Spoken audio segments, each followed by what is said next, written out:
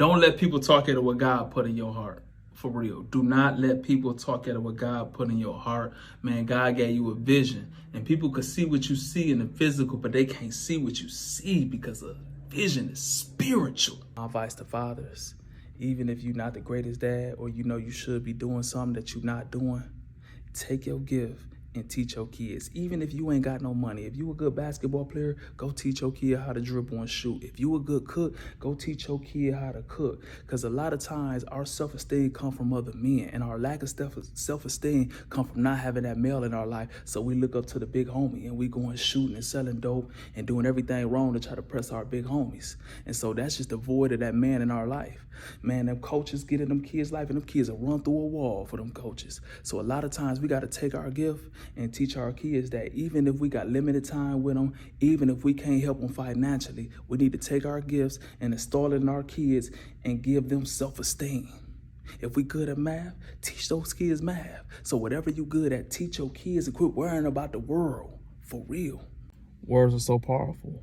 Muhammad Ali said, before he even knew he was the greatest, he had to speak it. He told himself he was the greatest, and then he told people he was the greatest, and he kept speaking it over and over. Then it got in his mind. He started thinking he was the greatest. And when he started thinking he was the greatest, it made him train like he was the greatest. It made him live like he was the greatest. It made him fight like he the greatest.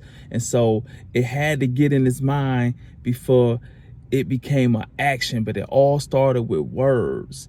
And so our words produce thoughts and our thoughts produce things, for real. Don't tell me you love something when you only do it when you feel like doing it or when the conditions is right. Because when you love something, it is a decision being made. I'm going to do this no matter how I feel. When you invest all your time in something, when you invest all your money in something, and I'm going to do it, I don't care about the circumstances or how I feel. It is a decision to do it because that is love. God watch you letting you in a circle. When that person showing signs of envy, when that person showing signs that they trying to compete with you, man, you got to get rid of them because you work so hard to build your team up, and you let that evil, manipulative snake person in your inner circle, they'll get in these people's ear and they'll turn everybody against each other because words produce thoughts and thoughts produce things and actions. And all it takes is one bad apple, it ruined a whole bunch. Connections, it took you years to get that one person to come and ruin everything. Stuff, it took you years to build that one person to come in your inner circle and tear down everything. Put your business all on Front Street, might tell lies about you and divide everything and everybody you work so hard to build. So when that person show those signs, you get rid of them fast. Don't expect them to change. And if you bring it to their attention, they're just going to get more manipulative. So you got to cut that off when you see it, for real. Right now, I'm all about self-reflection and self-correction, trying to be the best version of me. Not worrying about what they doing or what they ain't doing, pointing out somebody else's flaws, but worrying about what I need to do to be the best version of me. We hear something that's life-changing, but instead of letting correct us, we'll be like, yeah, they need that. Yeah, they do that. Yeah. We hear a whole sermon be like, yeah, they do that. No, don't worry about them. Worry about yourself. Be the best version of us and not telling somebody else what they shouldn't be doing, because when you get that glow in your life, when you get that shine, when you prosper in your life and being the best version of you, they'll come to you and be like, damn, I want what you want. And then you can teach them. But if you worry about, yeah, you do that, or yeah, they didn't hear that. No, worry about correcting yourself, for real. When you're a person of value and you provide value to other people, when you're trying to walk in greatness and be the best version of yourself, your time is valuable. And a lot of times we had to teach people how to treat us, because a lot of people will come around and waste your time every time if you let them. So you have to let them know, look, bro, my time is kind of valuable. I have a lot going on. I don't have time to listen to you complain for an hour. I don't have time to worry about who's screwing who. I don't want to hear you talk about that. I got things to do. People waste your time every single time if you let them. So when you're trying to be the best version of yourself, you had to teach people how to treat you. For real. And as a man, I think we should be total self-accountable. The moment we blame her, him, her, he, or they, we take ourselves off the hook and we can't make corrections in our own life because it's everybody else's fault. And I believe that's what majority of people do, blame everyone else. And the moment we blame somebody else, we take ourselves off the hook. We might as well call that person our God, because I can't do this because they won't let me, or they put me here. And when we look at it like that, man, we become a weak weasel victim. and we cannot correct or make changes in our own life. We waste too much valuable time and energy, and we break our focus chasing people. Most of the time, people know who they want to work with.